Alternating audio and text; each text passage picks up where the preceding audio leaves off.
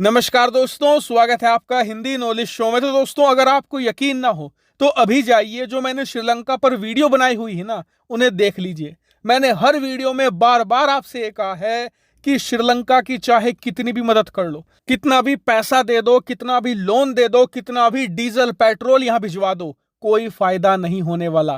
क्योंकि 2 महीने, ज्यादा से ज्यादा 6 महीने के बाद श्रीलंका आपको चीन की गोद में बैठा मिलेगा। इतना ही नहीं, मैंने आपसे यह भी कहा था कि ये मत सोच लेना कि श्रीलंका के अंदर सरकार बदल गई तो इनकी वफादारी भी बदल जाएगी। ऐसा कभी नहीं होता। श्रीलंका के अंदर कोई भी राष्ट्रपति हो, किसी भी पार्टी की सरकार हो, इनकी वफादारी हमेशा चीन की तरफ ही रहती है। जब इन्हें जरूरत पड़ती है, जब ये संकट में पड़ते हैं, फिर ये भारत की शरण में आते हैं, भारत से मदद लेते हैं, और जब इनकी स्थिति सुधर जाती है फिर चीन की गोद में जाकर बैठ जाते हैं। ये आज की कहानी नहीं है, लंबी कहानी है और एक बार फिर से दोहराई गई है। दरअसल आप सभी लोग जानते हैं कि श्रीलंका धीरे धीरे दोबारा फिर से पटरी पर लौट रहा है। श्रीलंका ने जो भारत से मदद ली है उसका इस्तेमाल कर रहा है और अपनी स्थिति को बेहतर करने की कोशिश कर रहा है। इसी के साथ इन्होंने पुराना खेल भी शुरू कर दिया है।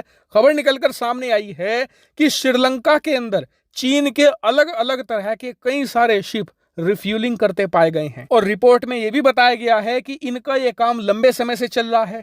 चीन अपनी शिप हिंद महासागर में लाता है, बड़ी खुफिया तरीके से श्रीलंका के पास पहुंचाई जाती है, फिर वहां से श्रीलंका इनमें रिफ्यूलिंग करता है और उसके बाद ये शिप चीन की तरफ रवाना कर दिए जाते हैं। और बताया जा रहा है कि इस काम को बहुत ही ज्यादा सीक्रेटिव तरीके से अंजाम दिया जा रहा था और कई एक्सपर्ट ने यह भी कहा है कि इस बात की पूरी संभावना हो सकती है कि चीन की इन शिप में ऐसे उपकरण लगे हो सकते हैं जिनकी मदद से हिंद महासागर के अंदर भारतीय नौसेना और उनके जंगी बेड़ों की जासूसी की जा सकती हो। और इसीलिए यह मामला हद से ज्यादा गंभीर है और बताया जा रहा है कि इन दोनों देशों की ये खुफिया साठगांठ की खबर अब से कुछ ही दिन पहले भारतीय डिप्लोमेट्स को लगी है और अब इस मामले को श्रीलंका के सामने उठाया जा रहा है। और यह भी खबर है कि भारत ने श्रीलंका को खूब लताड़ भी लगाई है। लेकिन इस पूरे मामले से एक बात तो साबित हो गई है कि भारत के जितने भी पड़ोसी देश हैं उनमें से एक भी काम का नहीं है। खास करके ये छोटे देश, ये तो चीन और पाकिस्तान से भी बदतर है भारत के लिए,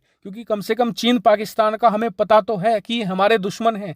ये छोटे छोटे देश तो जब मुश्किलों में फंसते हैं तो भारत से मदद लेते हैं, पैसा लेते हैं, हर एक तरह की सुविधा भारत से लेते हैं, और जब इनकी स्थिति बेहतर हो जाती है, थोड़ा सा ये उभरना शुरू करते हैं, तब इस मौके में बैठे रहते हैं कि कब भारत की पीठ में खंजर घोंपा जाए। और इसीलिए मुझे लगता है कि अब वक्त आ चुका है कि भारत इन छोटे देशों पर भी उतना ही ध्यान दे जितना कि चीन और पाकिस्तान पर दिया जाता है, और इनसे सतर्क कुछ ज्यादा ही रहें।